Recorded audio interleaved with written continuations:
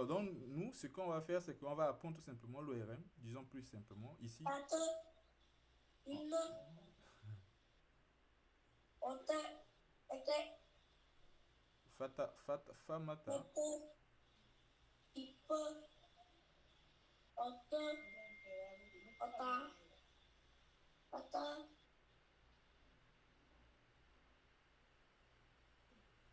pape, famata. ine,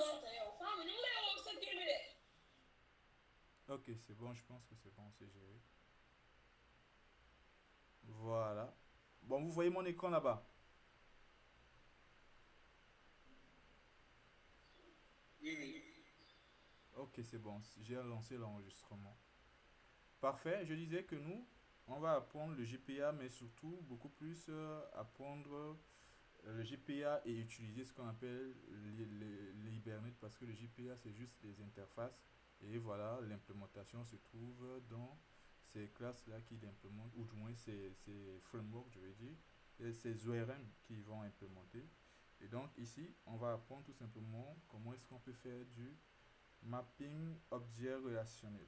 Alors, dans le JPA, ce qui est important, c'est que nous, on aura à utiliser ces informations, ces entités, mais l'entité qui va nous aider ou bien qu'on va utiliser tout le temps, ça va être ce qu'on appelle un entité manager. L'entité manager, c'est lui qui va gérer toutes les requêtes que nous, on va mettre en place, que ce soit l'ajout, tout ce qui est notre opération CRUD, et après, on peut personnaliser les requêtes, etc.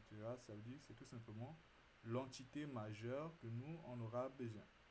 Entité manager factory, ça va être tout simplement une fabrique, celui qui va tout simplement créer ce qu'on appelle notre entité manager. Il aura juste un petit lien à travers un fichier de persistance pour pouvoir se connecter à notre base de données. Et voilà, donc ici, on va apprendre tout simplement comment est-ce que ça va se passer et apprendre les principes de base, les choses de base que nous, on va faire. C'est-à-dire comment est-ce qu'on pourra faire pour dire quoi, nos objets, nos classes qui se trouvent au niveau de notre code Java, comment est-ce qu'ils pourront être liés avec des informations qui se trouvent au niveau de notre base de données. Et comme je l'ai dit, Hibernate, c'est celui-là qui est le plus utilisé. Après, le Spring Data, ah bon, lorsqu'on va faire ici, en utilisant ce qu'on appelle Hibernate JPA ici, il y aura souvent beaucoup de codes qui seront répétés. Il y aura une manière qu'on peut faire pour pouvoir créer par exemple des classes qui seront des classes génériques pour pouvoir faire en sorte que certaines choses qu'on pouvait répéter dans beaucoup de classes, qu'on puisse les faire d'une manière générique. Mais avec ce qu'on appelle le Spring Data, ça c'est une autre manière de faire les choses. Ça sera beaucoup plus simple, c'est-à-dire que nous, il y a certaines choses que nous, on écrit ici avec du GPA pur ou du moins Hibernate, que lorsque nous, on utilise Spring Data plus tard, on n'aura plus à écrire toutes ces choses. Certaines requêtes, etc. sont déjà faites directement. Lorsqu'on utilisera plus tard ce qu'on appelle des repositories, automatiquement certaines choses seront faites. Ou du moins, ça sera beaucoup plus optimisé que ça. Donc disons que là, ce qu'on vient de faire, ou du moins ce qu'on a fait jusque-là, du JDBC pur et dur. Deuxième des choses qu'on va faire, c'est Hibernate qui va améliorer ce que nous on a eu à faire pour diminuer un petit peu le nombre de lignes de code. Et voilà, plus tard, on va voir encore quelque chose qui va encore optimiser tout ce que nous on va faire en ce moment-là. Maintenant, pour faire cela, si on veut intégrer par exemple déjà le JPA dans notre projet, il faudrait qu'on puisse créer un projet. On va utiliser tout à l'heure nos projets FX là. Et puis, on va ajouter ces dépendances-là. On va dire qu'il faudrait qu'ils puissent utiliser l'Hibernate. On va dire que voilà, on peut se connecter avec la base de données MySQL connector ou bien n'importe quel. Bonjour, bonjour. Oui. Bonjour. Il y a une personne qui demande d'être dans le mythe. Bon, sauf que moi je n'écoute pas. Je n'écoute pas le truc là. Ils sont sur l'autre lien.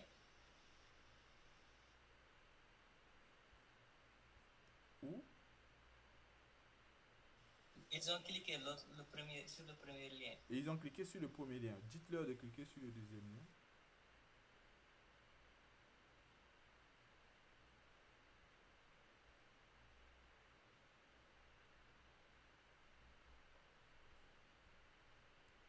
entre-temps, on peut créer.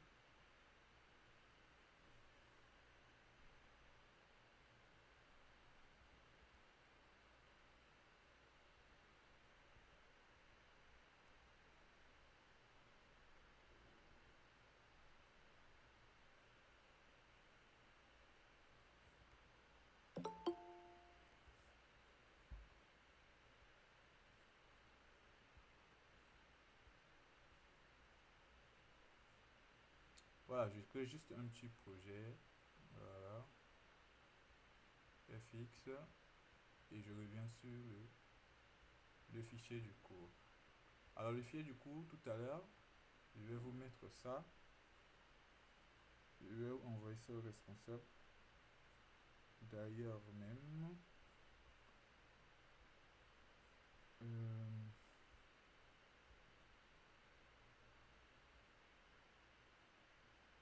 je vais l'exporter, télécharger.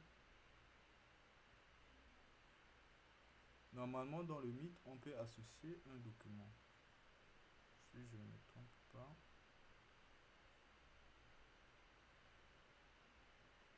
Ou bien c'est pas possible.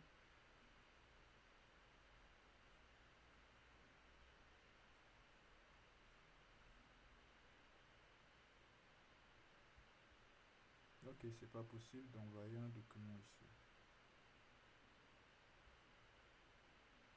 Bon, le document, je vais envoyer tout à l'heure. Revenons juste sur le document ici. Voilà, donc ici, quand on crée un projet JavaFX, nous, ce que nous on aura besoin déjà, c'est qu'on puisse utiliser ces trois dépendances là si on veut intégrer plus tard notre JPA.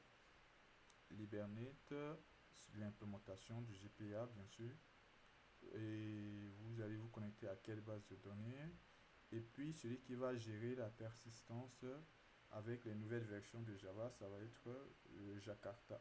Donc on va ajouter ces trois informations.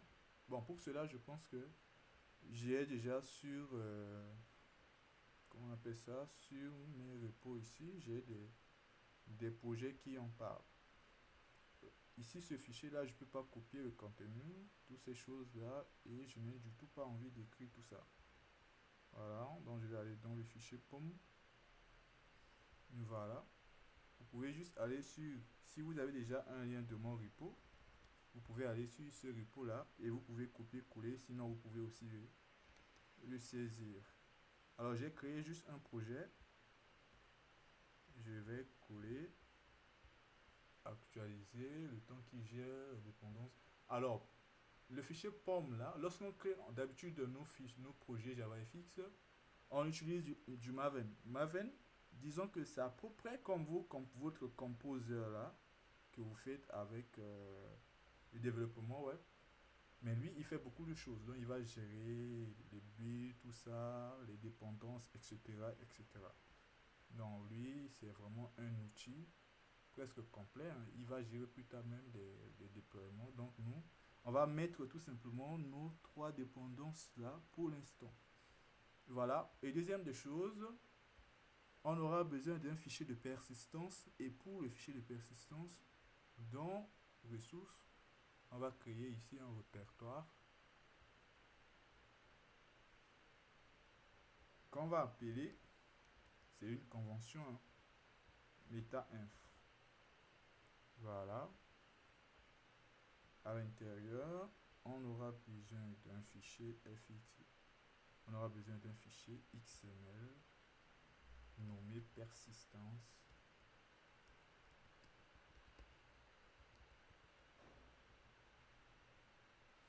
Alors ici, l'idée c'est de créer ce qu'on appelle le lien entre nos informations là, c'est-à-dire ce qu'on a fait, le Jakarta persistance, la connexion pour définir comment est-ce qu'on doit se connecter à notre base de données, etc. Et voilà, qui sera aussi connecté avec Hibernate. Et juste là, je vous donne un petit peu un contenu de base pour un fichier persistance. On va définir disons que ça va être tout simplement comme l'ID, le persistance unique, c'est-à-dire comment est-ce que notre projet sera lié à ce fichier de persistance. voilà, on aura besoin du provider d'Hibernate. On a besoin de spécifier comment est-ce qu'on se connecte à la base de données. Et aussi, on a besoin de préciser est-ce que ça c'est quelle version de... Si on se connecte avec MySQL, la version, etc.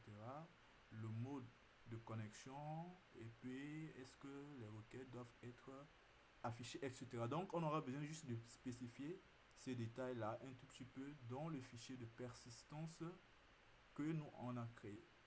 Et pour cela, je vais copier ça et puis je reviens là-bas et on va parler ou bien expliquer ces détails qui se trouvent dans le fichier de persistance là. On va l'adapter à notre projet. Alors ici, là, là, ça, on va écrire exactement ce nom-là. Vous pouvez juste copier-coller pour l'ID du fichier persistance. Le provider, alors le provider, vous n'allez pas le changer. Ça va être le Hibernate Persistence Provider. Ensuite, pour la connexion, le Java X du moins, .persistance.jdbc.driver pour préciser le driver, .url pour préciser l'URL que nous on avait l'habitude de préciser pour se connecter, jdbc.user pour préciser l'utilisateur, .password pour préciser le mot de passe, la dialecte. Ici, c'est MySQL 8, il y a souvent MySQL 5, etc. Mais surtout, beaucoup plus, ce qui est là, c'est que plus tard, tout ce que nous on fera comme configuration des bases de nos entités, nos DAO, etc., toutes ces choses là-bas ne pourront pas être changées. C'est-à-dire que plus tard, si on évolue sur, ou du moins vers une nouvelle base de données, ça serait uniquement ici que nous, on devait faire des modifications. C'est-à-dire que lorsque vous créez votre application, qui par exemple aujourd'hui se connecte avec MySQL, demain si vous voulez vous connecter avec tout ce qui est, ou du moins sur notre base de données, MongoDB, etc., tout ça, tout ce que nous on fera dans Entité, ou bien dans le DAO, dans nos contrôleurs, toutes ces choses, des requêtes en tant que telles, on ne va pas les changer. On va tout simplement venir ici changer seulement les dialectes ou bien changer tout simplement, voilà, notre moteur de base de données et c'est tout.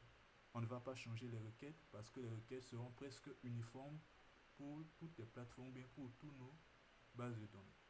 Alors donc ici, le Hibernate HBM2.auto, les valeurs, on peut mettre create ou bien update. Si on met create, c'est-à-dire qu'à chaque fois que on va lancer l'application, la base de données sera tout simplement recréée ou du moins toutes les tables.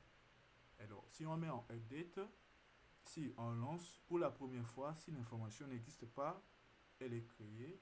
Si plus tard on relance l'application, si ça a été déjà créé, ça ne recrée pas les données, ou du moins ça ne supprime pas les anciennes informations.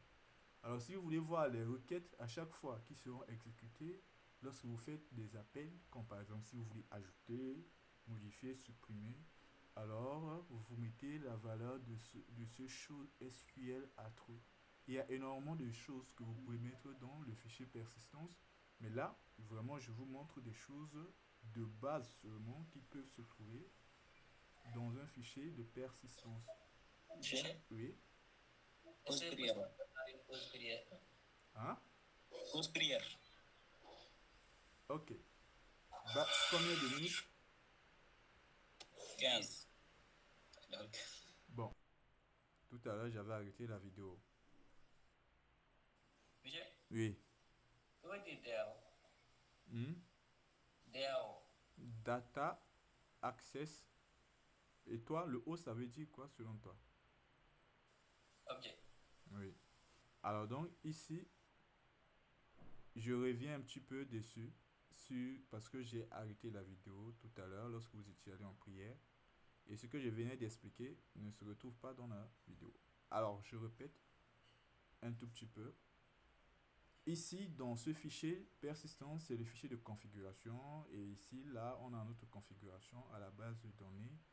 Et toute cette configuration doit se retrouver au niveau, ou du moins dans le persistance unit. Alors, ce persistant unique, c'est lui qu'on aura besoin de. On aura besoin de ça dans ce qu'on appelle, lorsqu'on voudra créer un factory manager ou bien un entity manager factory.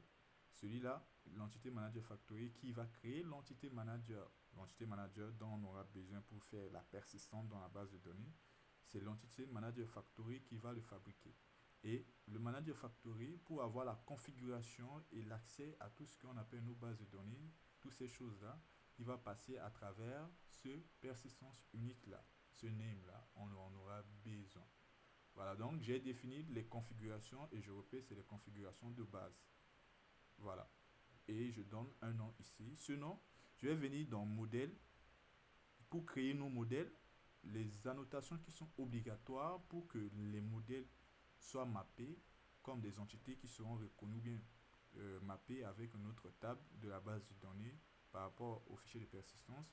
Les annotations qui sont obligatoires, c'est alt entity sur le nom de la classe et puis alt id au moins sur un attribut ou du moins sur un attribut obligatoire pour dire quoi que chaque entité, chaque table a au moins une clé primaire. Donc add id clé primaire, add entity la table.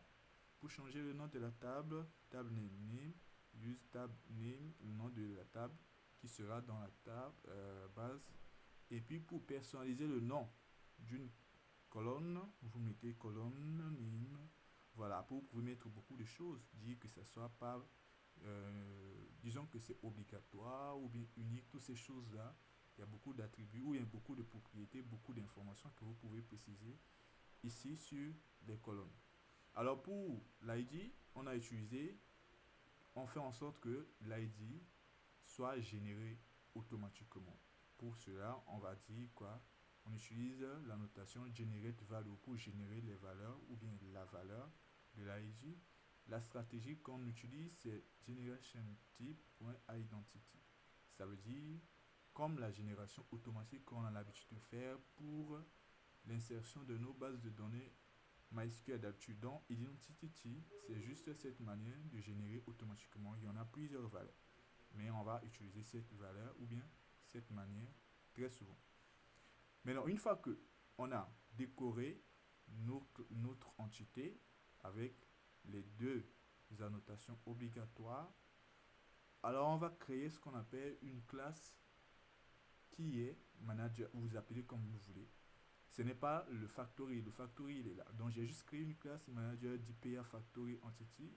En fait, une classe qui aura comme rôle déjà de se connecter au fichier de persistance à travers l'entité manager factory.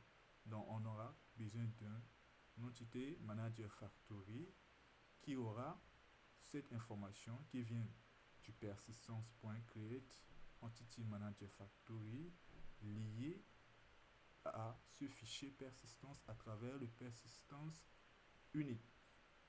Voilà, JavaFX GL3. Si vous voulez, on peut changer ici. On va dire yes. Il y a un élève qui demande que vous l'acceptez.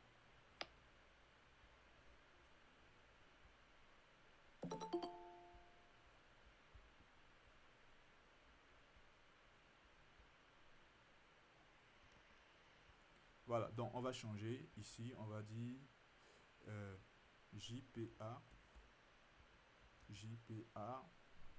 FX. Voilà, ce JPA FX, le persistance unit, on va venir dans manager et ça, c'est cette valeur qu'on va mettre ici. Et voilà, on crée juste une seule instance en mode constante, une constante quoi. On n'aura pas besoin de créer l'entity manager factory. Et lui, son rôle, c'est tout simplement de nous fabriquer, c'est le fabrique quoi. La classe fabrique des entités manager. Donc, il va nous fabriquer une entité manager. Et c'est sur l'entité manager qu'on va faire toutes les opérations que nous, on a l'habitude de faire sur ou bien à travers nos requêtes. Donc, les requêtes seront exécutées sur l'entité manager factory. Et donc, pour faire cela, on a besoin du DAO, un modèle DAO new. Ici, on va appeler utilisateur DAO. Voilà. Et dans l'utilisateur DAO, vous pouvez créer maintenant des fonctions, etc. On va mettre par exemple un public void add utilisateur. Si on veut, on lui passe un utilisateur U et son rôle c'est de pouvoir ajouter l'utilisateur dans la base de données. Alors, vous voyez ce qu'on a fait ici. Jusque-là, on n'a écrit aucune requête pour l'instant. Parce que déjà, le rôle de notre ORM, c'est de faire en sorte que les choses soient indépendamment de la base de données qu'on utilise, pour ne pas qu'on écrive forcément du SQL. Mais on aura besoin d'apprendre un petit peu quel genre de langage utilise par exemple JPA pour des requêtes, etc. Alors revenons d'abord jusque-là. Monsieur, Oui. donc ici, on n'aura pas besoin d'instancier un objet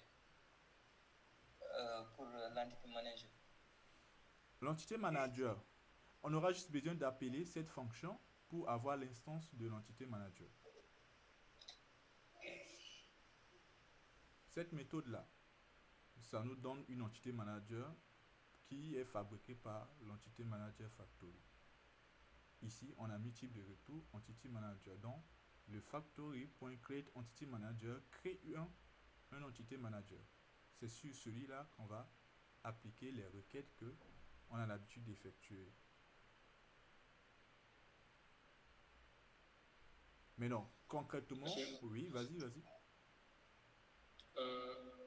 Dans le cours précédent, Oui. c'est-à-dire sur JavaFX, j'avais remarqué que dans ce contrôle, dans le contrôleur, oui. Dans tous les contrôleurs, j'avais remarqué que vous instanciez le DAO.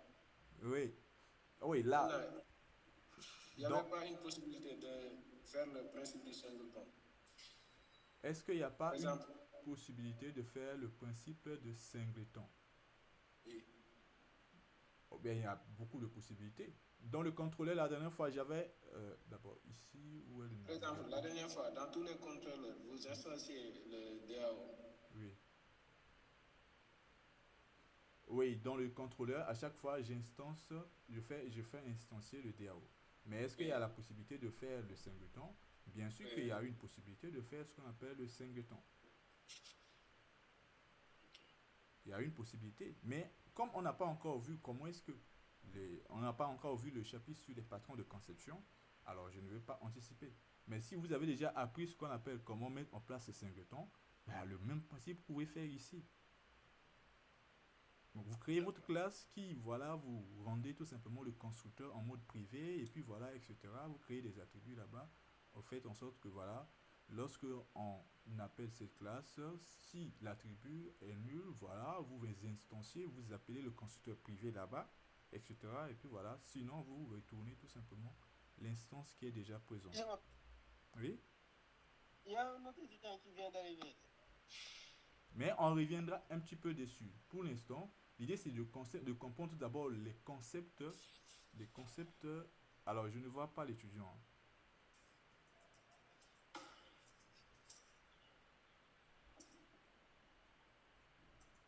Je ne vois pas l'étudiant qui demande là. Dites-lui de se connecter sur le deuxième lien. Alors, pour répondre d'une manière beaucoup plus simple à ce que tu dis, oui, c'est possible. C'est possible de faire un singleton, mais deuxième réponse, c'est-à-dire, pour l'instant, comme on n'a pas appris comment faire ou bien comment on peut manipuler les patrons de conception, raison pour laquelle je ne veux pas qu'on passe plus de temps sur la compréhension des patrons de conception que de comprendre chaque notion qu'on est en train de voir là. D'accord. Mais on viendra un petit peu dessus aussi, Inch'Allah. Maintenant, ici, ce qu'on va faire, c'est quoi? On va faire, et puis il faut comprendre bien qu'à chaque fois, certaines choses qu'on est en train de voir, et déjà ce que tu viens de dire, c'est une belle remarque.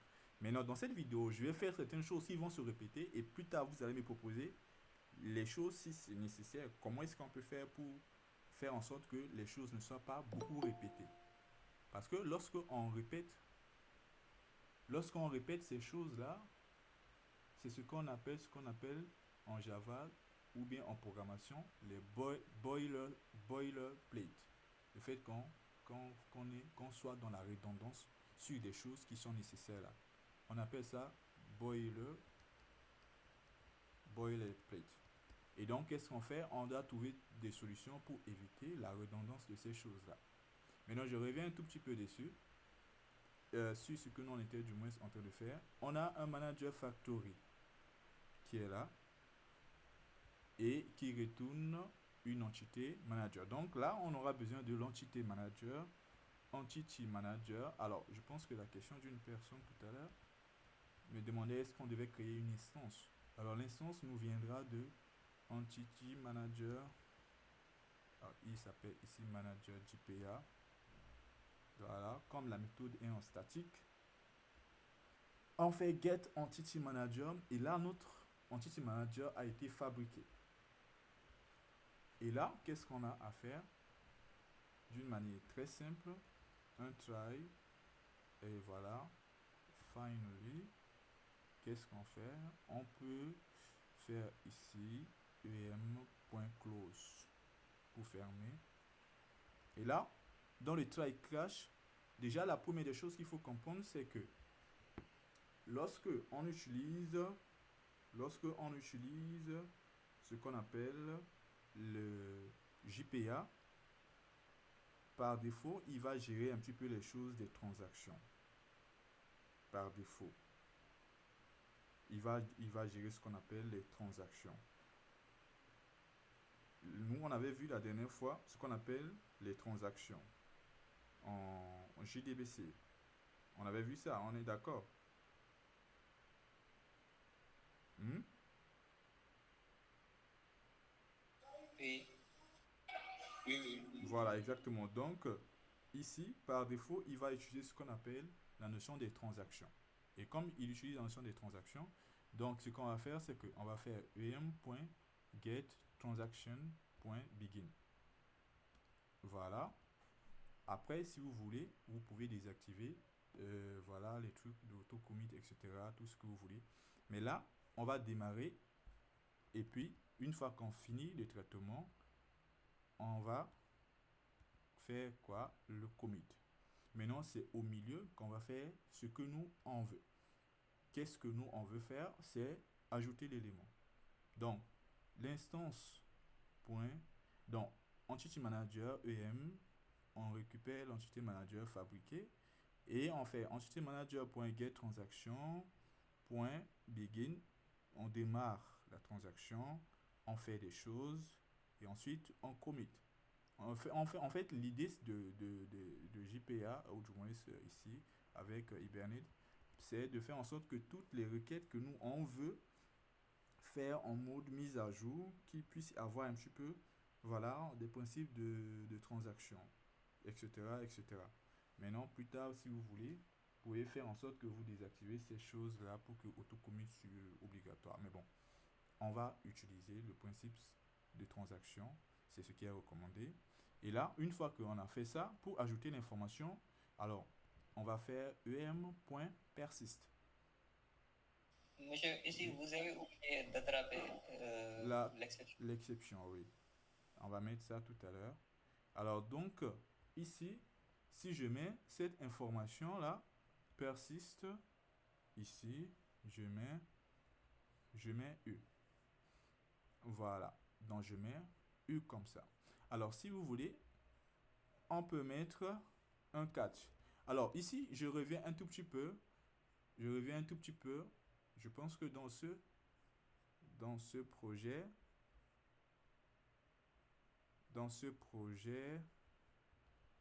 le add, non, il y a la première version que je vous avais envoyée. Alors, dans le add, ici, voilà, add, on n'a pas capturé l'exception.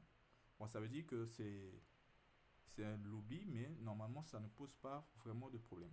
Mais on va mettre ça, catch exception. Et voilà. Ici, s'il y a une exception, on peut afficher un message, tout ce que nous on veut, ou bien on fait un e.print. Voilà. Mais toutefois, alors il y a une petite chose. Lorsque ici l'exception est élevée, ou du moins, voilà, il est important de vérifier est-ce que, parce qu'on a activé une transaction, on vérifie est-ce que la transaction est activée toujours. Si oui, on peut faire un rollback. Alors pourquoi je parle de ça? Parce que La fois dernière, quand on faisait le JDBC, avant de parler de transaction, on ne faisait pas de rollback. Mais si ici, je dis que on utilise par défaut le principe de transaction, si on a une exception, il est possible qu'on avait déjà commencé la transaction. Et donc, du coup, il faudrait qu'on vérifie. Voilà. em.getTransaction.is active. Si oui, alors em.rollback. Voilà. Comme ça. Donc, si la transaction est active, qu'est-ce qu'on fait? On fait un rollback. Voilà. Parfait. Maintenant, donc, pour les requêtes de mise à jour, on aura besoin de démarrer les transactions. Et si c'est des requêtes de lecture, on n'en aura pas besoin. Pour l'instant, tout ce qu'on a fait, c'est bon, mais on aura un petit souci parce que le module là, on aura besoin de le modifier. Mais par contre, par défaut, lorsqu'on crée notre projet, il nous génère une méthode liée avec un petit bouton de hello quelque chose. Ce bouton. Et puis bon, on va refaire encore la redondance que nous on a l'habitude de faire la dernière fois, c'est-à-dire créer un utilisateur DAO db moi new user DAO. Et ici, qu'est-ce qu'on fait? On va créer un nouveau utilisateur. C'est juste on teste quoi? On teste u égale new utilisateur. On fait u point. On fait u. Ok, on est d'accord qu'on n'a pas des getters et des setters. Donc, je viens ici. On génère nos getters et nos setters. Et voilà.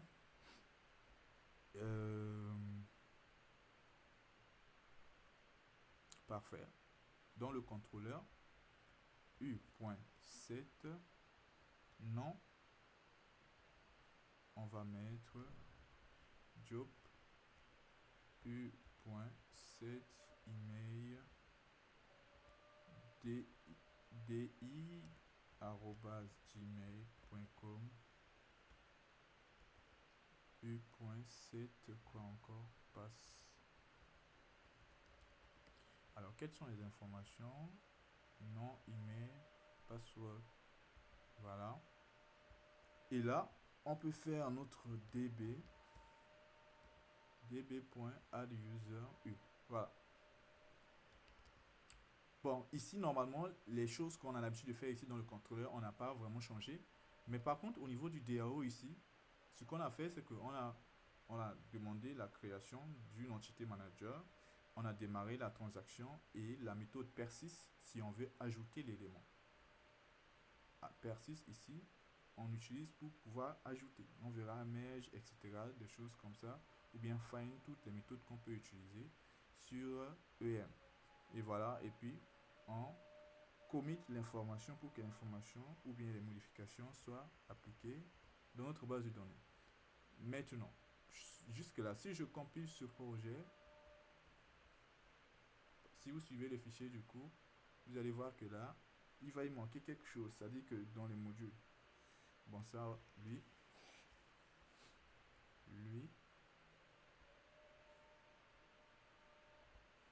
il me parle de ce module intro. Bon, allons d'abord pour... Alors, voyons déjà le nom. Onslow FX Country. Alors, est-ce que j'ai même d'abord vérifié ici?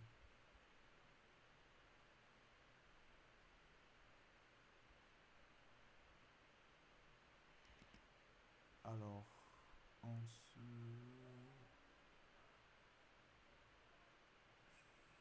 Country.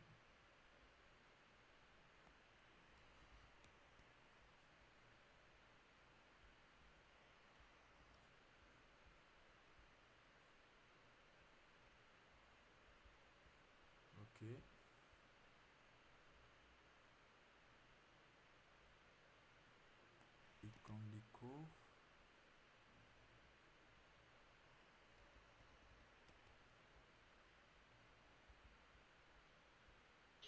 Monsieur, hmm, c'est pas au niveau du module info Java, c'est-à-dire ouvrir le package là. hmm, bon, je peux juste le mettre ici, hein. Ici, Comme on faisait normalement. la dernière fois, ouvrir le dossier modèle quoi, le package modèle. Non. Module En fait, les packages doivent être ouverts ici, dans module. Oui, ça c'est important. On va venir ici ouvrir les packages. Mais par contre, l'erreur que lui il est en train de nous dire, c'est pas forcément ça. Alors déjà, les packages que nous on aura besoin, qui sont déjà très importants pour le Java, ou du moins utiliser JavaFX avec notre ORM, on aura besoin de faire ça. Voilà. Donc ici, ce qu'on va faire, c'est que on va écrire on va écrire ça. Maintenant, je vous ai déjà envoyé un petit projet où vous pouvez copier, soit vous écrivez exactement ce qui se trouve au niveau du fichier du cours, ou bien vous pouvez copier un petit peu ces détails-là.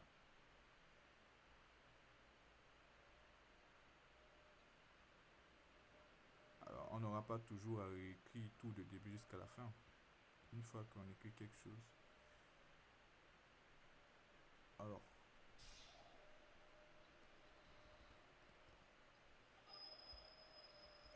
là, normalement, il y a notre modèle. Mais ce n'est pas forcément ça, parce que ce qu'il est en train de dire,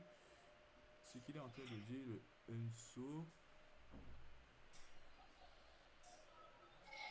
Il y a des dépendances qui causent le problème de démarrage oui. au niveau de ce fichier. Comme par exemple la dépendance equally. Moi, Oui. j'avais l'habitude de commenter ça. Tu as Après ça, l'habitude de le commenter ici. dans le fichier module info, Module info. Il est où déjà le Inconly? equally, je ne sais pas, voilà. Alors ici, ce qui nous dit, il dit GL. Ah, ok, oui. On a copié quand même quelque chose. C'est GL. Il faut suivre les packages. Ici, c'est notre projet qui s'appelle FJPA. Bon, c'est ça. Point modèle. Mais ce n'est pas le seul, il y en a d'autres. Je les ai pas en tête. Non, t'inquiète pas. Ici, à chaque fois qu'il va me demander des choses que je peux commenter, je vais commenter. Amlab, quelque chose. Est-ce que c'est dans le module?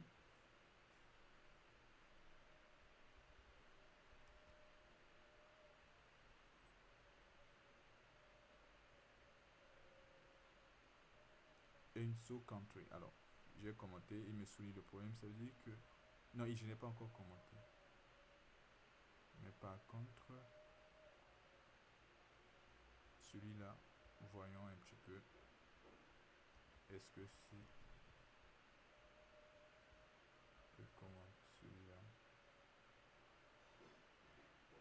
Parfaitement. Donc, on a trouvé une solution. Mais sauf que moi, quand je crée des projets, souvent, ils ne me demandent pas tout ça. Et c'est bizarre que souvent, ils me demandent, souvent, ils ne me demandent pas. Mais bon. Bref, on a bloqué un petit peu ces informations. Alors, là, si je clique,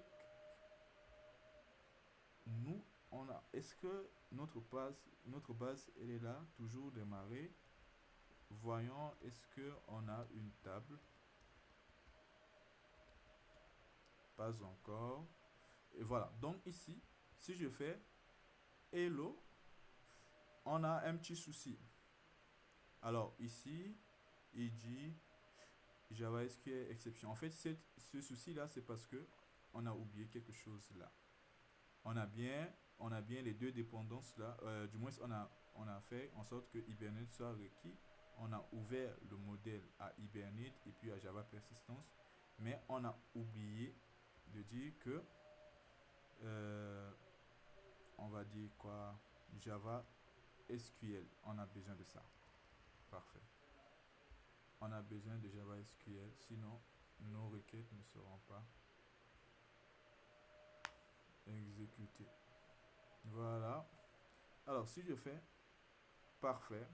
Là, ce qui se passe, c'est que comme on avait activé le fait qu'il doit nous afficher les requêtes, lorsque je clique sur Hello, sur le bouton, il a bien pris l'information qu'on a créé l'utilisateur, il a envoyé à la base de données et il nous dit ici, voici les requêtes que lui, il a exécutées en bas. Voilà. D'abord, ça, c'est le fait que d'abord, la table n'a pas été créée. Tout à l'heure, je vous ai fait une requête ici show table. Vous n'avez pas vu de table. Alors ici, il dit, voici toutes les opérations que j'ai faites. Il dit, j'ai créé la table d'abord. Pourquoi il crée la table? Déjà, je vous ai expliqué le rôle de ce HBM2 ddl.auto value update. Value update, c'est-à-dire que si notre table existe avec les données dans la base de données, il ne va pas recréer. Mais si ça n'existe pas, il va la créer. Vous pouvez le mettre en mode create. Si c'est la première fois que vous lancez l'application, si vous mettez en mode create, il va créer. Mais si vous mettez aussi en mode update, même si ça n'existe pas, il va le créer. Mais si vous mettez juste en mode create et que vous avez lancé votre application, la table est créée, que vous renseignez des informations, etc. Si vous fermez votre application et que plus tard, vous n'avez pas modifié le create, là, vous gardez le create, si quelques jours vous venez vous relancer votre projet, il va recréer et supprimer toutes les anciennes informations. Ce qui fait que vous allez perdre les valeurs que vous avez avant. Donc, de préférence, mettez ici update. Donc, si la table n'existe pas, il va créer et au prochain lancement, il ne va pas recréer la table. Donc, il a d'abord créé la table en affichant bien sûr les requêtes. Et ensuite, il a affiché la requête qu'on a faite lorsqu'on envoie l'information pour la persistance. Maintenant, revenons ici déjà si on fait un show table, on voit bien que la table utilisateur a été créée. Et si on fait un select étoile from utilisateur, et on voit bien que l'utilisateur job a été persisté dans la base de données. Voilà, donc ces étapes-là, ce sont des étapes vraiment nécessaires pour pouvoir nous connecter, ou du moins se connecter notre FX avec notre JPA, ou du moins notre ORM. Et ce qui se passe, c'est que plus tard, toutes les opérations qu'on a l'habitude de faire deviendront beaucoup plus simples depuis l'entité manager. Les opérations deviendront beaucoup simples à mettre en place. Voilà, donc voici les processus. Créer, d'abord préciser les dépendances des trois que j'ai ajoutés, bien créer votre meta-inf avec le fichier de persistance et les configurations de base, votre dialecte, et puis votre driver, les deux choses qui seront changées si on migre d'une base à une autre. Je répète, les deux choses qui seront changées si on migre d'une base à une autre, ce serait le driver et ce qu'on appelle la dialecte. Maintenant, une fois qu'on a configuré notre fichier persistance, on va venir créer nos entités qui seront décorées avec Alt Entity obligatoire et Alt ID pour une propriété obligatoire. Donc, Entity Tab et ID, clé primaire de notre entité. Personnalisé avec, il y a beaucoup d'attributs que vous pouvez utiliser pour personnaliser maintenant, que ce soit rendre votre champ unique, nullable, ou bien si on ne doit pas modifier, ou bien si ça ne doit pas être ajouté dans la base de données, etc. Toutes ces choses. Et nous, on peut aussi générer la valeur, tout comme on n'est pas obligé. Voilà.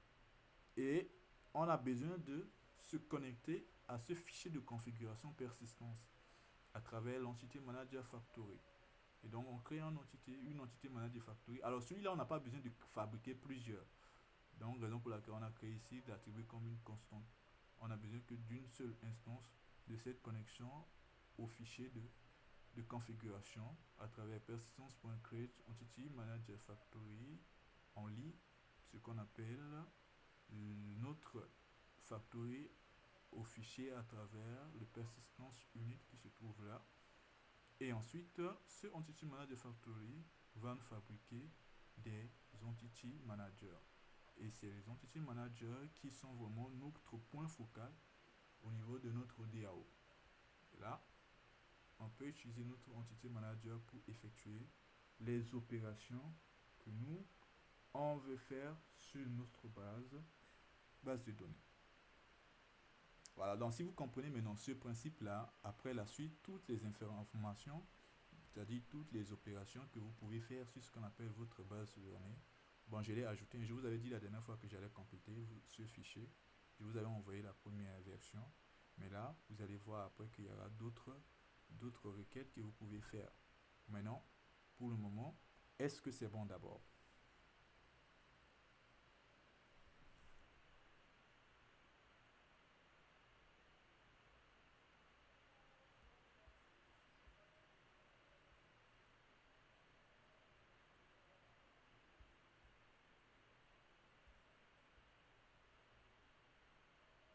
Est-ce qu'il y a des questions?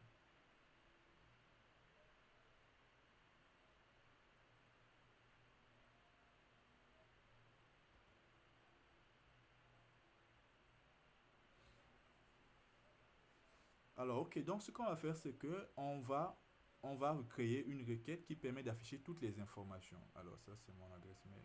Le fichier, du coup, il est là. On va créer cette requête-là qui permet de récupérer tous les produits, tous les produits qui viennent de notre base de données. Alors, donc, ici, vous allez voir que les choses deviennent beaucoup plus simples que de ce qu'on avait l'habitude de faire, prepare statement, etc. Faire une boucle, créer une liste, etc. Vraiment, ici, l'ORM nous simplifie la tâche. Alors, on va dire que ça va retourner une liste. Hmm, hmm, liste Java utile get all user.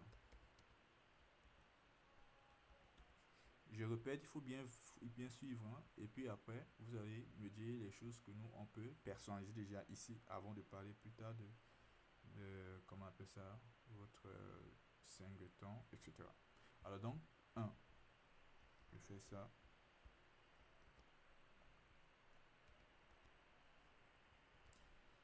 Et 2.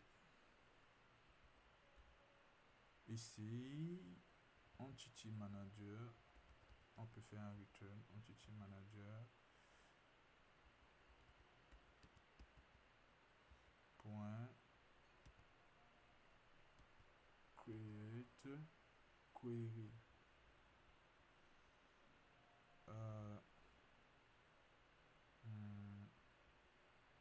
On va lui envoyer la requête from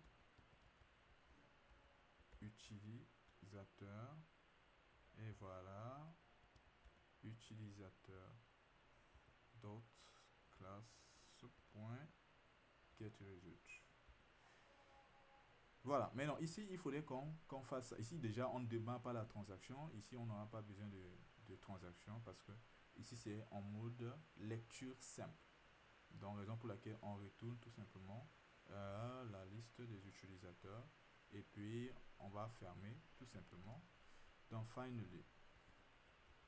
Voilà, em.close.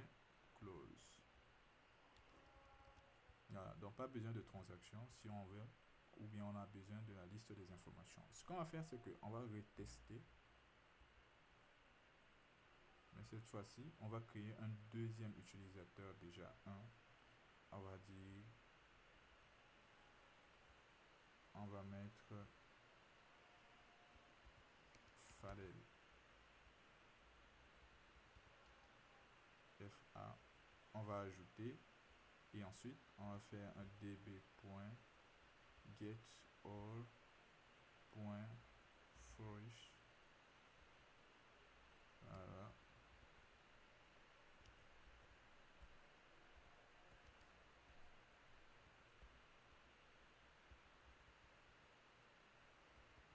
e.get. On va dire get.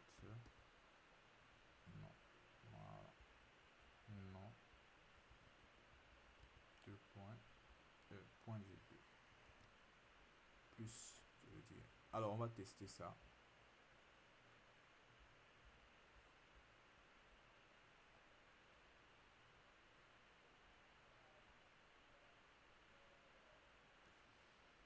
Alors, si on fait un clic, alors donc on arrive bien à récupérer la liste des utilisateurs. On a bien deux utilisateurs qui se trouvent dans la base de données. Maintenant, regardez bien ce qui s'est passé. Ça devient encore beaucoup plus simple parce que nous, il faut comprendre que nous, lorsqu'on avait, alors je vais juste tout de suite revenir un petit peu. JDBC c'était, et je reviens dessus. Je pense que c'était ça.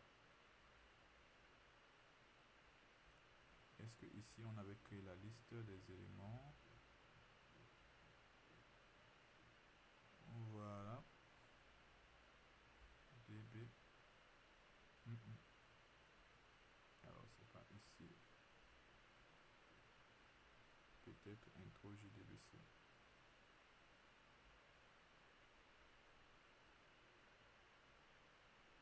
Alors voici comment nous on faisait pour faire la liste des éléments. On écrivait tellement de lignes de code, beaucoup de lignes de code. Voilà, pour pouvoir faire quoi? Construire la liste des éléments. Mais avec les ORM, on a juste fait combien? On a juste besoin, pour récupérer la liste des utilisateurs, on a juste besoin de ça. Bon, c'est vrai qu'on crée l'entité manager factory et puis voilà, on fait juste ça, on a la liste des éléments. Et ça devient beaucoup plus simple et beaucoup plus facile parce que là, il y a certaines choses là, on ne va pas passer plus de temps dessus. Et ça, c'est ce qu'on appelle souvent le principe de l'inversion de contrôle. Donc, la plupart des choses, ce n'est pas à nous de le faire. Voilà. Donc, on va juste se concentrer sur les efforts du côté métier et certains mappings, toutes ces choses-là, c'est géré automatiquement à travers l'ORM. Donc, ça devient beaucoup plus simple comme ça. Alors, je vais faire comme ça. Attention. Voilà. Maintenant, les autres opérations CRUD se trouvent là. On va pas faire tout le CRUD quand même. Bon, on peut quand même faire un petit peu un truc. On a déjà fait quoi? Lister. Voilà, pour faire un update, on va utiliser merge. Alors, ici, il faut bien comprendre. Pour faire ce qu'on appelle un update, on a besoin d'abord, de pouvoir prendre l'information. C'est-à-dire, on va récupérer le produit.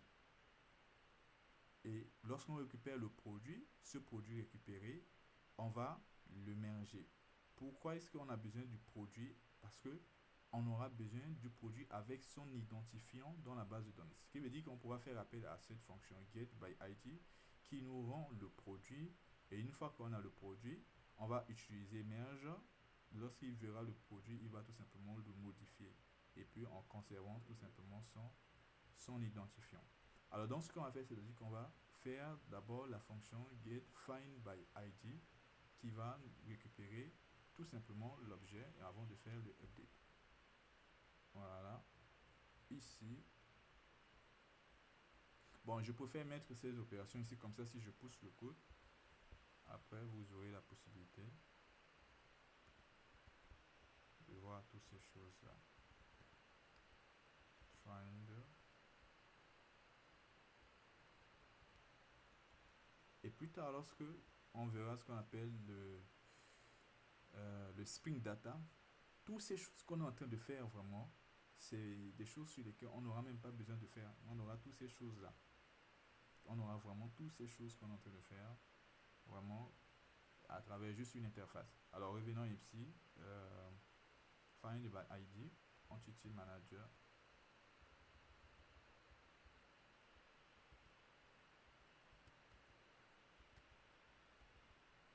Alors, pourquoi je fais juste ça? Voilà. On aura besoin de l'ID. Comme l'ID, c'est ici un entier long. On va mettre ici ID, un try. Alors, pour rechercher l'information, il faut utiliser un find la fonction find qu'on voit ici. Donc voilà, on va mettre tout simplement un em.find et puis on lui passe la classe classe et puis on lui envoie l'identifiant. Mais après, on verra un petit peu aussi les bonnes pratiques. Hein. Donc ici, d'abord, je mets em.find et on va mettre qu'est-ce qu'on met ici, point virgule, déjà 1. On va mettre, c'est utilisateur, non? Point classe. Voilà.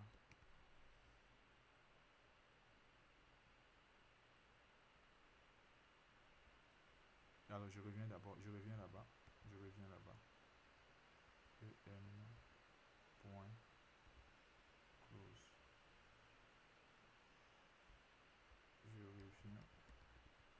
Je reviens ici.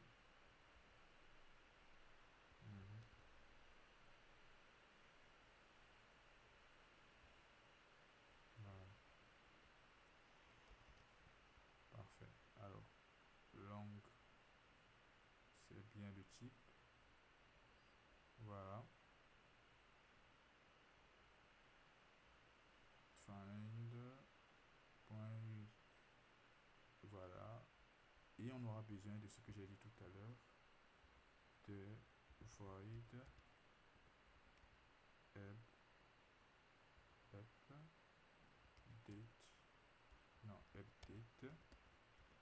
utilisateur.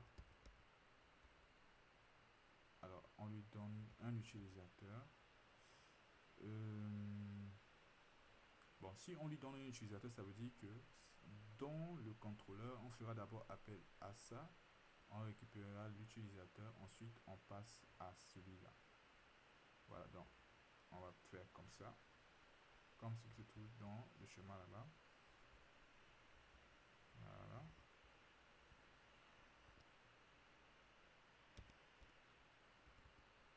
Alors, ce qu'on fait, c'est que il est possible qu'on n'applique pas ce que on veut, ou bien la mise à jour dans la base de données. On va démarrer la transaction.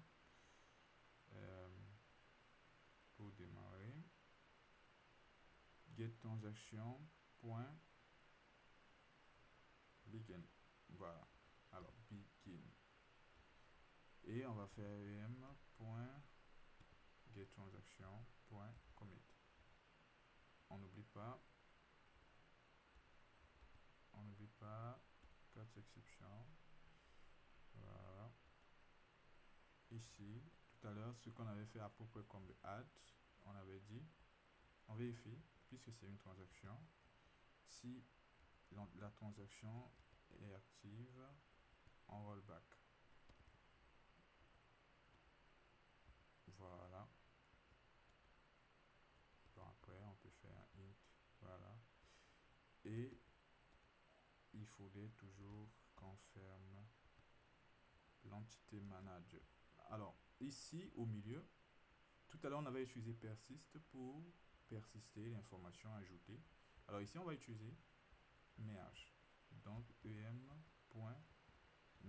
Et puis, on envoie l'utilisateur. Et voilà. Là, c'est pour la modification. C'est le même principe que l'ajout, mais on utilise merge. Alors, pour rechercher, on utilise find.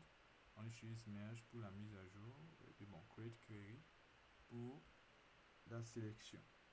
Voilà, donc update utilisateur se trouve là. Si je viens dans manager, non, c'est pas là. Dans contrôleur, ce que je vais faire, c'est commenter. Voilà. Parfait. Maintenant, donc, ce que je vais faire, c'est que je vais faire un utilisateur utile est égal db.findById. Alors, donc, je peux lui envoyer. Bon, il faut si je lui envoie un, alors ici il dit qu'on lui envoie un int, mais lui il attend un long parce que ici là il dit c'est bien un long, donc on peut convertir en long. On va mettre long. Je ne ferai pas précéder ça d'un else. Dans LC, j'ai pas entendu. Par exemple, à côté de mettre L, mettre l'information. À côté de 1, de mettre L Mettre comme ça. Comme aussi. ça. Oui, on peut mettre ça comme ça. Mais bon, moi, de préférence, j'ai l'habitude de faire. Bon, mettons d'abord un L. Après, je te montre la préférence. Donc, maintenant, ici, je récupère l'utilisateur. Et puis maintenant, je vais faire db.bb update utilisateur utile. Alors, db.update utile. Et puis, j'affiche à nouveau. Sauf que là, une fois que j'ai l'utilisateur, au milieu, je dois modifier une information. Alors, on a combien d'informations ici? Celui-là, c'est job mot de passe passé. Alors, je vais juste set password. Je vais dire par exemple administrateur. On va mettre comme ça. Je modifie juste le mot de passe. Et voilà. Je vais checker. Alors, ce qui veut dire déjà aussi, au lieu de revenir sur la base et afficher, je vais préciser qu'il va m'afficher et le nom et le pass. Pour voir est-ce que on a bien ces informations. Voilà. Je check.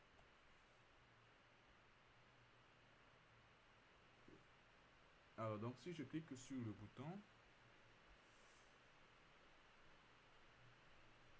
alors on a bien ce qu'on appelle le mot de passe qui a été update de l'utilisateur job. Donc ça veut dire que le update a été effectué avec succès. Alors on est où? On est dans le contrôleur ici. Alors ça fait combien d'opérations? Update, sélection. Alors il nous manque juste une seule opération parce que là c'est ajout, la liste, la modification. Alors il nous reste une La seule. suppression. Hein? Ça reste la suppression. Voilà, il nous reste la suppression. Alors pour la suppression, on va faire public void, on va dire delete utilisateur. Alors on peut utiliser le même principe que ce qu'on appelle pour le update. Normalement on peut utiliser, mais ici ce qu'on va faire c'est quoi? On va faire ceci, try. Voilà. Alors ici pour la suppression, voici comment est-ce qu'on fait pour supprimer. C'est simple. On va utiliser remove. Et donc le remove là, ça pour la suppression. Ce qu'on voit ici, le merge là, c'est pour la modification. Ce qu'on voit, le persiste.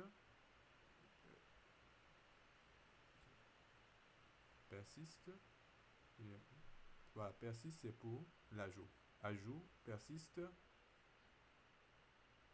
merge, modification. Bon, j'ai pas oublié. Ici, il est là. Create query pour la sélection.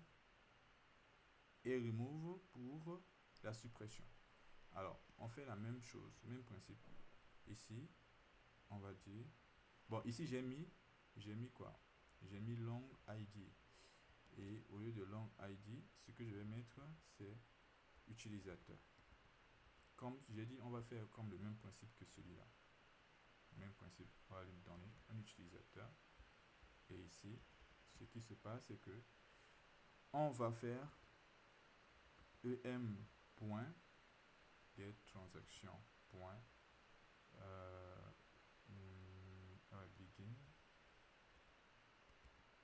Begin em.getTransaction.commit. On n'oublie pas avec finally close. Voilà. ici, si la transaction elle est active, on rollback. Voilà, maintenant ici,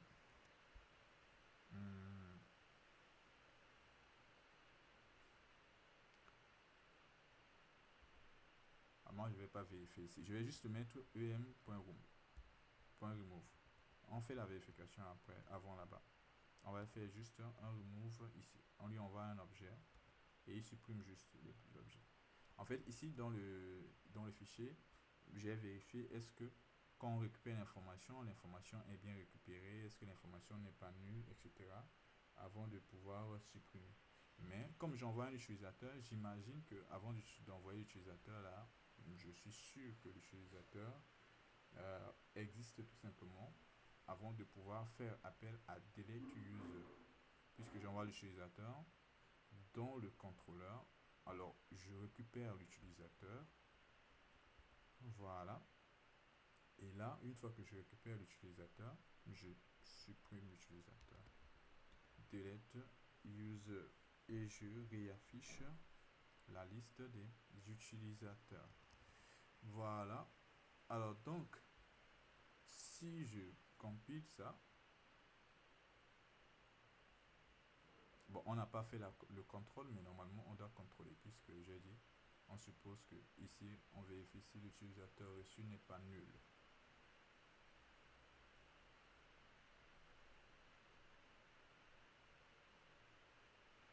Eh bien, il y a un petit problème.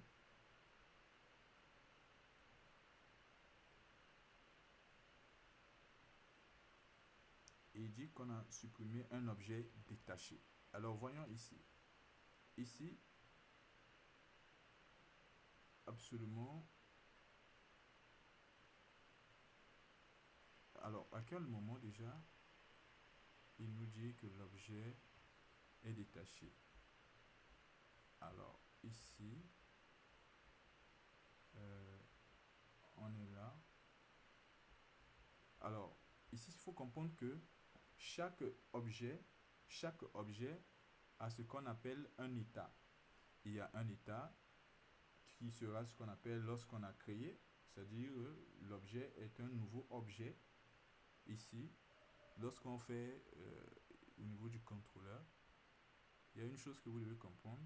Lorsqu'on fait user u est égal new user, ça veut dire qu'on vient de créer un utilisateur.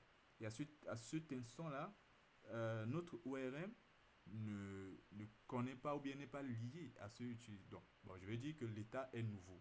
Il n'est pas encore lié pour une persistance, etc., pour qu'il puisse être ajouté. Du moins, notre ORM dit que celui-là, il est à un état nouveau parce que il ne vient pas du fait qu'on a fait certaines informations ici récupérées à travers notre manager entity. Et ensuite, après, si on ajoute une information, ou bien on remove, ou bien si on supprime, ou bien on modifie, quand on effectue ces méthodes, ou bien on écrit ces méthodes sur nos objets, alors ils vont changer d'état. Et lorsqu'ils changent d'état, il va devenir manage, ou bien persiste, ou bien quelque chose comme ça. Ça veut dire qu'on a l'objet U, l'utilisateur, on a envoyé à l'entité manager qui dit quoi? Qui a l'objet et il modifie l'état de l'objet. Et également, une fois qu'on finit de traiter ces informations et que après on fait ce qu'on appelle close l'état, ça veut dire qu'il est détaché. Maintenant, donc, ça nous permet de venir ici, de dire à quel moment l'objet a été détaché. Et ce qui se passe, c'est que, regardez bien, quand on est là, lorsqu'on appelle utilisateur util db.find, il va récupérer l'utilisateur. Mais il faut bien suivre le processus. Alors là, find utilisateur, qu'est-ce qui se passe ici? Lorsqu'il rend l'information, après, normalement, finally, em close. On est bien d'accord. EM close, j'ai dit, ça clôt et ça fait en sorte que l'état de l'objet soit détaché. Alors, j'ai vu ça quelque part ici, ou bien je l'ai vu ou en haut ou bien en bas. Attendez. L'état détaché là. Voilà, c'est ça. Il dit remove et détache. Bon, boy, vous savez comment on prononce l'anglais. Hein. Remove et détache instance. Donc ici, ça veut dire qu'on veut supprimer un objet qui a été détaché de notre entité manager. C'est aussi simple que cela. Je répète encore ce que j'ai dit tout à l'heure. On a ce qu'on appelle des états qu'on a pour nos objets. C'est-à-dire comme on a ici une entité utilisateur. Quand on fait utilisateur est égal new user, il est en état qu'on va dire nouveau. État nouveau ou bien transient, etc. Et il y a ce qu'on appelle l'état persistant, dans le sens où on l'a envoyé à une fonction, que ce soit merge ou à persist ou à la find, de entity manager. Maintenant, si, comme par exemple ici on fait appel à une méthode comme ça, si on sort de la méthode, ça veut dire que em.close a été effectué. Et si em.close a été effectué, l'entité sera détachée. Et quand l'entité sera détachée, l'entité, si on le supprime, il y aura un problème parce que l'entité n'est pas liée directement à l'entité manager. Alors, pour faire simple, ça veut dire que ici, pour supprimer, on ne va pas dire delete user comme ça, où on lui envoie l'utilisateur, mais on va lui envoyer tout simplement un long ID. On lui envoie un ID. Ça veut dire qu'il faudrait qu'on récupère l'information ici pour que son état soit en état qui est persistant ou bien managé ici à travers, oui. Donc, pourquoi maintenant ça ne pose pas de problème pour la modification? Parce que là-bas aussi, on a donné l'objet utilisateur. Oui, en fait, pour le merge là, parce que lorsqu'on veut ajouter, lorsqu'on appelle la fonction merge, il va vouloir modifier une information. Et quand il va vouloir modifier l'information, ce qui se passe, c'est qu'il se base sur son ID. Et qu'est-ce qui se passe? Et il va vérifier est-ce que lui a un ID. Si U a un ID, il va tout simplement le modifier. En fait, contrairement à ce qu'on appelle le remove, Mais avant de vas-y. faire le merge, n'est-ce pas? Il va rappeler find L'état by. de l'objet. Non, ici. Avant de modifier, Vas-y. n'est-ce pas? Et, Il avant va de appeler modifier. find by. Exactement, il va appeler find by. Mais en fait, le processus, il y a une petite différence par rapport au processus de merge et le processus de remove. Il y a un petit, voilà, du moins une légère différence ici, comme ce qu'il est en train de nous dire. C'est-à-dire que pour que nous, on puisse appliquer un remove, il faudrait que l'objet soit, ou bien l'état de l'objet soit pas détaché. Voilà, disons que ça soit rattaché à notre entité manager. Raison pour laquelle il faudrait que l'objet, on le récupère ici, à travers notre entité, pour que son état reste connecté au manager. Tu vois. Mais c'est ça, en fait, cette différence pour le moment avec le merge. Parce que le merge n'a pas forcément besoin que l'état de l'objet soit pas détaché ou pas. Lui, ça n'a pas. Lui se base beaucoup plus sur l'identifiant de l'objet, ça se retrouve, voilà, etc. Quoi. Voilà, donc ici, maintenant, ici, on va récupérer l'information et ensuite, l'information récupérée, on va le merger, remove. Alors, tout à l'heure, on sera obligé de refaire la même chose que ce qu'on a fait pour find. Donc, utilisateur U égale point find. Et on lui envoie user point classe virgule ID. Bon, on peut vérifier bien sûr si c'est différent de nul avant de supprimer. Si U est différent de nul, alors on peut remove tout simplement l'objet. Alors il nous dit qu'il y a un problème d'utilisation ici. Alors ce qu'on va faire, c'est qu'on va envoyer un L. Alors, ce qui veut dire qu'on n'a pas besoin donc de faire l'appel pour récupérer l'information avant d'appeler delete. Voilà, maintenant on compile.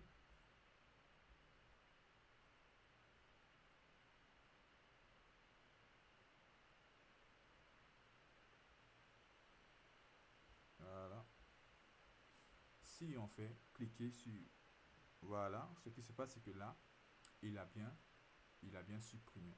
Donc on comprend exactement, c'était juste là-bas que nous on devrait modifier. Et une fois qu'on a modifié, là c'est bon. Maintenant après, il faut voir que là,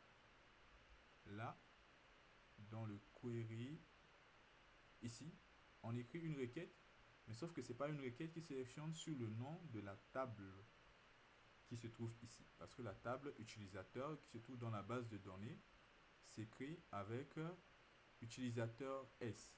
Mais ici, lorsqu'on avait fait, ici, on a utilisé quelque chose, une syntaxe. Et donc plus tard, vous allez écrire certaines requêtes lorsque vous allez personnaliser certaines requêtes parce que le code ne sera pas toujours là comme ça. Si vous voulez récupérer par exemple à travers le nom de l'utilisateur, etc., vous devez faire un petit peu personnaliser quelque chose. Mais ce que vous devez comprendre, c'est que, disons, JPA utilise un langage propre à elle qui s'appelle JPQL pour Java Persistence Query Language. Et lui, il va faire des requêtes sur les entités et non sur ce qu'on appelle les tables qui se trouvent directement dans nos bases. Par exemple, pour laquelle ici, on a fait une requête. Alors, si on fait from select, c'est comme si on fait select étoile ou bien select u from utilisateur, etc. Donc, from, c'est comme si on faisait select, on sélectionnait tout, quoi. Mais après, ici, vous pouvez écrire toutes ces choses-là ici, comme ce que je vous ai mis comme exemple ici, pour personnaliser vos requêtes. Voilà, vous pouvez écrire des requêtes comme ça. Donc le fait de faire select p from produit, on n'a pas besoin de faire select p from produit. On enlève select p, on met juste from produit, comme on l'a fait tout à l'heure là. Et puis voilà.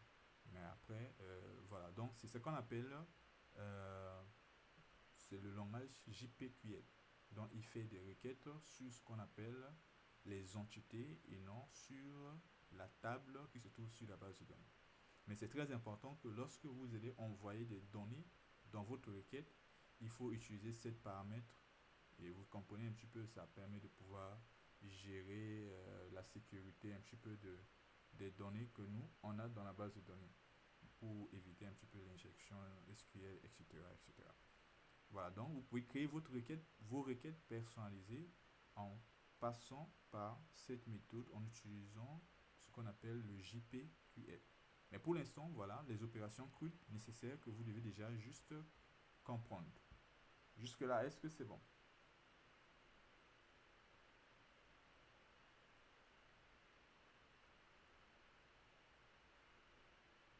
Le fichier là, je vais vous partager tout à l'heure. Mais est-ce que c'est bon? Bon, quand je suis ici, je ne vois pas le truc.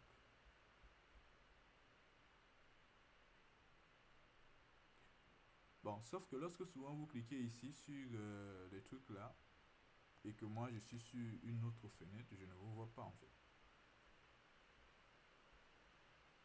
Mais c'est bon, j'ai vu. Mais non, une fois que tout ça là, ça marche, il faudra tout simplement gérer un petit peu certaines choses. C'est-à-dire quoi?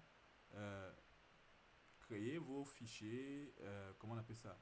Vos fichiers FXML, vos contrôleurs, et maintenant les données vont passer par des informations comme ça. Alors, la chose que je voudrais vous faire comprendre, disons que le temps. Bon, le temps ici. Accordez-moi juste 10 minutes rec. Hein? 10 minutes. Alors, ce que je vais faire, c'est quoi? Supposons que nous, on avait dans les modèles, on avait role. Une entité comme ça. Boy. Ciao. On avait une entité role. ID. alt entity id private long id.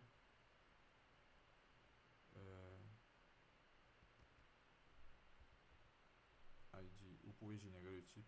Mais l'idée c'est quoi? Bon, après je vais mettre les autres attributs. L'idée c'est que si on fait ce qu'on appelle le DAO, si on veut faire ici rôle DAO, bon après on parlera du mapping entre l'objet et puis les deux objets là.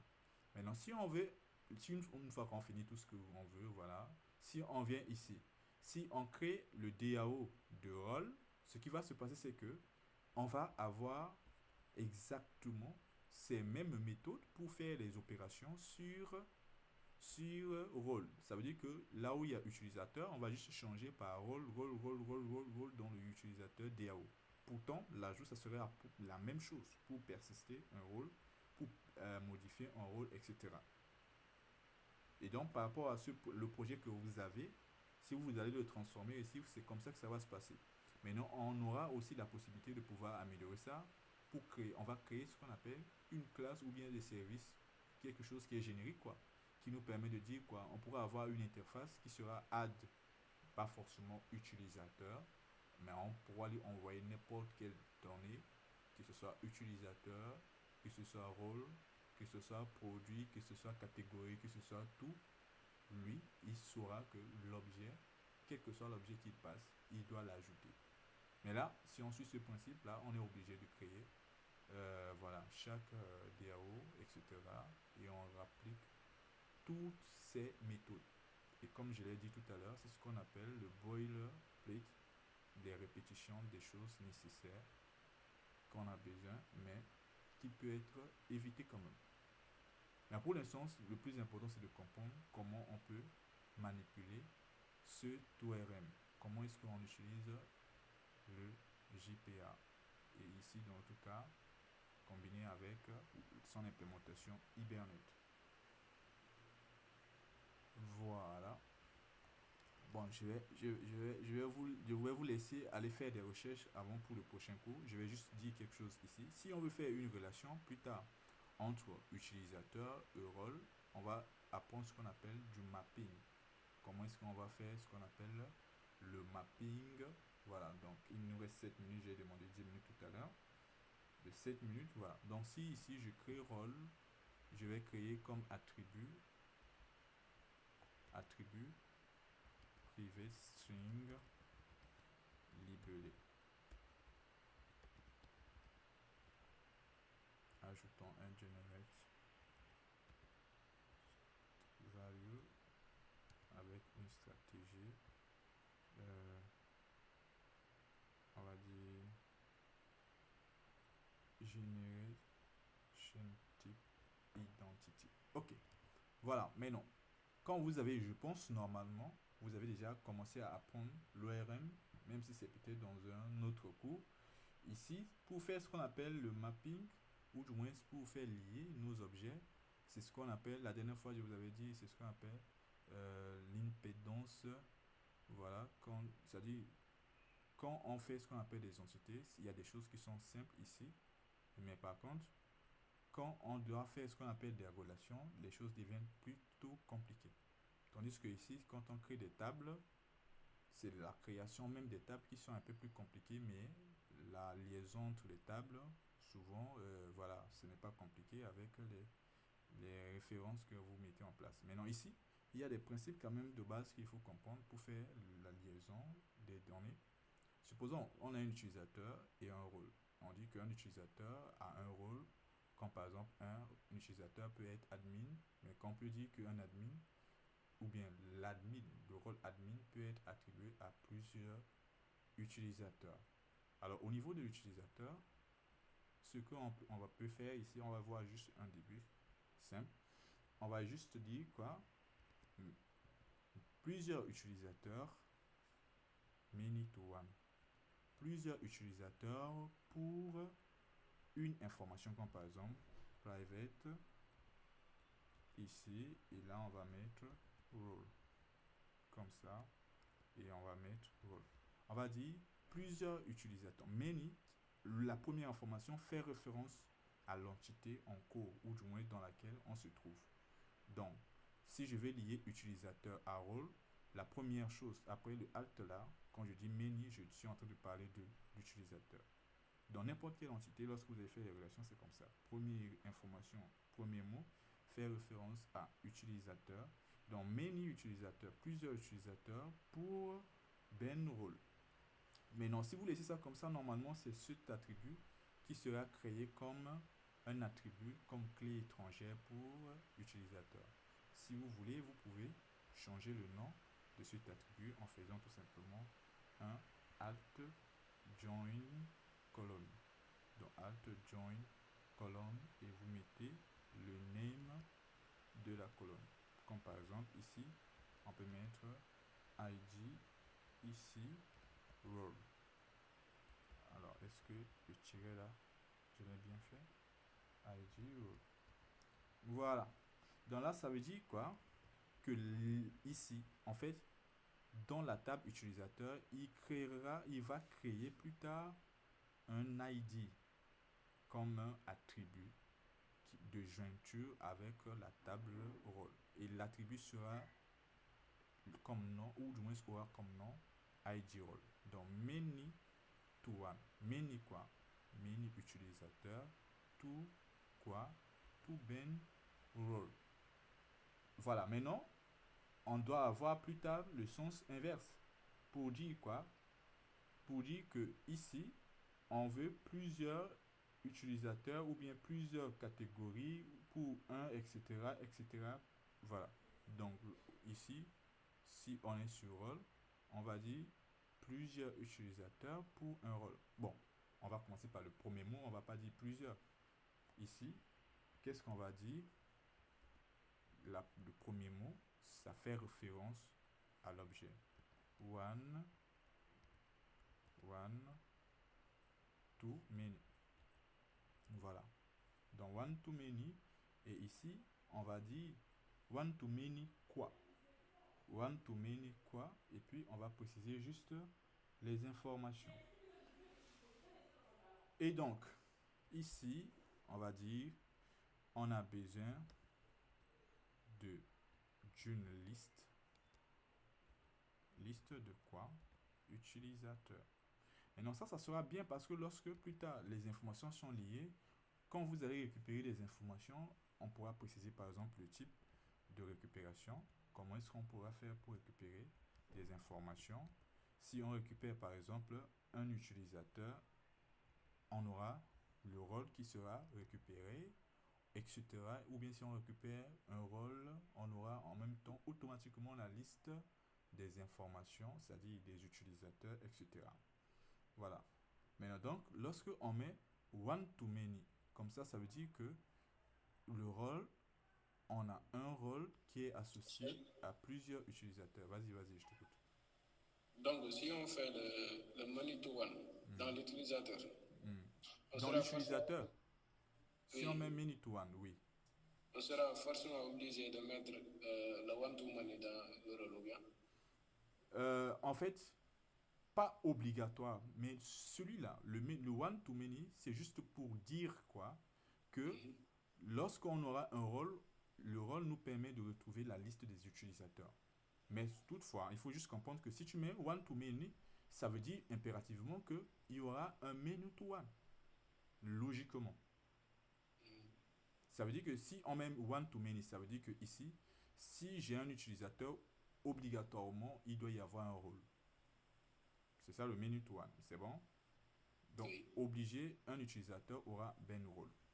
Ok, maintenant, avec les principes des ORM, bon, si on n'était pas dans l'ORM, normalement, toi, dans la table que tu vas créer table utilisateur avec l'ID role. Et voilà, qu'est-ce qui se passe? Tu fais... Bon, vas-y, je t'écoute d'abord avant de continuer. Ici c'est l'équivalent des contraintes au niveau de la base de données, oui. C'est ça la contrainte même. C'est ça la contrainte que tu fais pour dire key, genre, tu fais clé secondaire pour dire qu'il est lié, quoi. Mais sauf que ici, comme je l'ai dit, en table normal SQL que vous avez l'habitude de faire pour créer ce qu'on appelle les clés ou les lier les tables. C'est simple à faire en réalité. Et lorsqu'on est sur ce qu'on appelle les ORM, tout est simple lorsqu'on fait les entités, etc., la table. Mais arrivé au niveau des jointures, ou bon, du moins la liaison entre les choses, ça devient un petit peu plus technique, quoi. Ou du moins, c'est un peu plus compliqué que si on faisait directement en utilisant ce qu'on appelle les, les tables là. Mais ce n'est pas compliqué en utilisant comme on est en train de faire. Mais derrière, il y a tout un processus qui est un peu compliqué mis en place pour lier ces tables-là, ces entités. Tu vois. Mais l'écriture ici, ce n'est pas compliqué. Mais je suis d'accord que c'est pour dire que celui-là, il est lié à la table rôle pour faire la liaison. C'est bon? Oui. Voilà, mais non. Donc, ça, ce liaison-là, ou bien la liaison on a mis en place, c'est pour dire qu'un utilisateur, plusieurs utilisateurs, chaque utilisateur aura un rôle. C'est simple à dire comme ça. Mais ici, on va dire plusieurs utilisateurs pour ben rôle.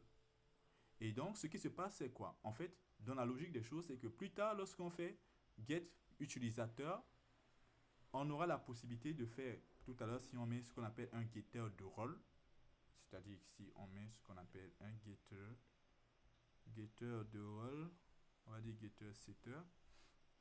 Voilà, donc si on récupère un utilisateur, comme ce qu'on a l'habitude de faire, si on fait get role, ça va nous rendre le rôle déjà. Mais pas juste l'ID, ça va rendre le rôle avec toutes les informations du rôle. Chose qui est différent par rapport à ce que nous on a l'habitude de faire sur les tables. Si tu récupères un select sur la table, tu auras juste l'ID rôle. Mais avec l'entité ici, tu auras le rôle lui-même qui sera ajouté dans cette variable. Avec getRole, tu as le rôle. Donc ça veut dire qu'on a ce lien déjà de plusieurs vers 1. Mais non, il nous dit que puisqu'on a fait ça, ça veut dire que plus tard, on aura besoin de dire quoi? Si par exemple, si tu prends un rôle pour avoir l'ensemble des informations, tu ne vas pas dire, je vais prendre le rôle, je vais prendre son ID, faire une requête encore pour aller chercher dans la liste des utilisateurs qui sont ceux qui ont l'ID du rôle. Tu vois, là, ça devient beaucoup des requêtes que tu dois faire. Donc, lui, il dit que quand tu fais un lien comme ça, many to one, dans celui qui doit être comme le rôle lui-même dans l'entité rôle, tu dois faire un one, c'est-à-dire un rôle pour plusieurs utilisateurs. Et donc, ce qui veut dire quoi aussi, que lorsque plus tard, si tu fais un select juste pour un rôle, il va sélectionner toutes ces informations, c'est-à-dire les utilisateurs faisant partie de ce rôle. En sorte que si on fait juste get role et qu'on fait role.get utilisateur S là, on a l'ensemble des utilisateurs. On ne fait pas une nouvelle requête, quoi. D'accord. Maintenant, je voulais savoir, est-ce que les deux sont complémentaires ou bien on peut faire l'un? Par exemple, on pourrait faire tout Bon, simplement en général, ils sont complémentaires. Je n'ai pas l'habitude de faire l'un sans l'autre parce que pour moi, c'est obligatoire de faire les deux en même temps. Je ne vais pas faire l'un sans l'autre, tu vois. C'est-à-dire, je ne peux pas faire un one-to-many sans many-to-one. Je n'ai pas l'habitude de le faire. Mais tu peux essayer après de faire one-to-many sans many-to-one, sans one-to-many et tu testes pour voir. Comme vous êtes des D'accord. développeurs, c'est important de faire des tests vous-même pour voir un petit peu comment est-ce que les choses se passent. Si ça marche, tant mieux, mais surtout, comprendre que ce n'est pas la bonne manière de faire. C'est-à-dire faire un sans faire l'autre n'est pas la bonne manière. Et donc là, je vous montre juste la bonne pratique. Vous êtes obligé de faire les deux pour dire que vous respectez la bonne pratique. Voilà. Mais non, ici, on peut préciser maintenant, on va dire, qui sera mappé sur, voilà, le nom de notre table et maintenant le nom de notre utilisateur, le nom de notre, voilà, cette variable là. Vous voyez comment c'est écrit. Voilà, je l'ai écrit rôle. Donc ici, dans ce qu'on appelle le one-to-many, lorsqu'on fait mapper, on va mapper à travers le nom le nom exact de l'attribut rôle qui se trouve dans utilisateur. Donc, lorsque on fait ici menu to one, on n'a pas besoin de préciser ça. On dit donc juste l'ID ou bien l'attribut qui sera créé dans cette table. Toutefois, si on vient ici pour faire le one to many, on a besoin de préciser. Raison pour laquelle je dis que ce processus, il y a des choses un peu plus compliquées si on fait les liaisons entre les attributs. Voilà. Ici, au niveau d'entité, il y a un petit peu des choses plus techniques que si on faisait ici, en créant les tables qui seront associées. Maintenant, ici, mapped by, on met le rôle et ensuite, on précise tout simplement certaines informations. Voilà. On va préciser ce qu'on appelle cascade. On va préciser cascade. On va dire que ça va être cascade. On va mettre C all. Voilà. Ici, en fait, ça c'est pour pouvoir lier l'information, c'est-à-dire notre rôle, bien sûr, avec notre table en se basant sur l'attribut rôle qui se trouve ici. Par contre, le mot cascade ici, si on utilise cascade, en réalité, on l'utilise pour pouvoir gérer un petit peu certaines informations, comme par exemple, si plus tard, tu veux supprimer. Je pense que ça, vous faisiez ça un petit peu vous comprenez ça un petit peu en requête SQL. C'est-à-dire que si par exemple, je supprime quelque chose, comme par exemple, je supprime un rôle, les utilisateurs, normalement, qui ont ce rôle, ça n'a pas trop de sens, en fait. Donc, soit si je supprime, et il supprime tous les utilisateurs, normalement, parce qu'on ne peut pas supprimer le rôle, et puis les utilisateurs aient quand même ce rôle. Tu vois, donc ici, le mode cascade, c'est pour pouvoir faire vraiment un lien, en sorte que il peut y avoir toutes les opérations qu'on doit faire, par exemple, sur rôle, peuvent impacter un petit peu les choses qui se passent là-bas sur les utilisateurs. Donc, en général, je mets all pour dire toutes les opérations doivent être déclenchées, c'est-à-dire que ce soit la suppression, modification, etc. N'importe quelle opération que je vais faire sur le rôle, si par exemple, si je supprime un rôle et que ce rôle appartient à des utilisateurs ou que les utilisateurs ont ce rôle, alors la suppression du rôle entraînera par exemple la suppression de l'ensemble des utilisateurs. Maintenant, si vous ne mettez pas par exemple le cascade, etc., je peux créer par exemple un rôle admin. Après, je crée un rôle maintenance. Je crée par exemple un rôle, par exemple DSI. Je crée 3 rôles. Mais je dis par exemple, je crée 5 utilisateurs, je les lie avec admin. Si je supprime admin, le rôle admin, pas les dont utilisateur, mais ici dans la table rôle, si je supprime le rôle admin, les utilisateurs là-bas, ils vont garder toujours l'ID. Et sauf que l'ID n'existera plus dans la table rôle. Donc du coup, ici, c'est une opération qui nous permet de pouvoir gérer un petit peu ces choses. Et voilà, en troisième lieu maintenant, il y a ce qu'on appelle, en fait, il y a 3 choses qu'on doit préciser. Non seulement on doit préciser que ce soit cascade, etc., mais on doit préciser ce qu'on appelle le fetch. Le fetch, c'est juste un petit système. On va mettre fetch type. Fetch type. Voilà. On va mettre fetch. Le fetch, là, c'est pour dire quoi? Tout à l'heure, je disais que lorsqu'on fait ce qu'on appelle one to many là-bas, many to one, et qu'on vient en faire one to many, quand on récupère le rôle, qu'est-ce qui se passe? On a la possibilité d'avoir la liste des utilisateurs. C'est bon? Mais la manière fetch là, c'est pour dire comment est-ce qu'il va faire pour récupérer cette liste-là. Est-ce que si on sélectionne directement le rôle, tous les utilisateurs doivent être déjà sélectionnés? Ou bien, si on sélectionne le rôle, c'est uniquement lorsqu'on fera par exemple un getter, ou bien on appellera un getter de utilisateur, à ce moment-là qu'il va chercher les utilisateurs de ce rôle. Donc le fait type, c'est tout simplement pour préciser cette information-là. Pour dire, voilà, à quel moment est-ce que on doit appeler tout simplement l'information liste, ou bien à quel moment on ne doit pas l'appeler. Donc si on met ce qu'on appelle lazy, qui veut dire en général dans la programmation, vous aurez souvent tendance à écouter parler de lazy, mode lazy, qui est mode paresseux. Le mode paresseux, il est simple. ici, lorsqu'on récupère le rôle, la liste n'est pas automatiquement récupérée. Mais par contre, quand j'appellerai ce qu'on appelle un getter, quand j'appellerai sur l'instance récupérée, je vais dire, hein, sur l'instance récupérée, c'est-à-dire sur le rôle qui sera récupéré quelque part dans le DAO. Si je récupère get find role, j'ai le rôle, automatiquement ne récupère pas la liste des utilisateurs. Si je mets fetchType.lazy. Mais quand est-ce qu'il va aller chercher les informations des utilisateurs? C'est uniquement lorsque je ferai appel sur l'instance là, quand je ferai appel à get utilisateur, c'est là maintenant qu'il va déclencher la recherche pour nous rendre la liste des utilisateurs. Mais par défaut, souvent, si vous ne mettez pas, il est en mode eager. Et maintenant, c'est à vous de préciser le mode lazy comme ça. Donc, en fait, soit eager qui veut dire quoi? Lui, dès que vous récupérez le rôle, automatiquement, il charge cette liste-là. Et ça peut prendre un peu de temps, en fait, ou bien ça peut, poser un petit peu souvent des soucis. Et donc, en général, on utilise le mode paresseux, c'est-à-dire que on aura besoin de charger la liste que si, une fois qu'on récupère le rôle, mais qu'on a besoin de manipuler maintenant cette liste d'utilisateurs. On passera juste par le getter, get utilisateur sur l'instance rôle qu'on a. Voilà. Mais non.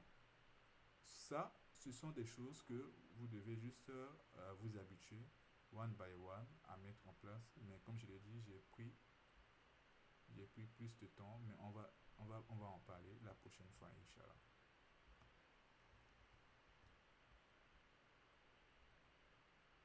On va en parler. Là, je n'ai pas encore ajouté ça dans ce qu'on appelle le fichier.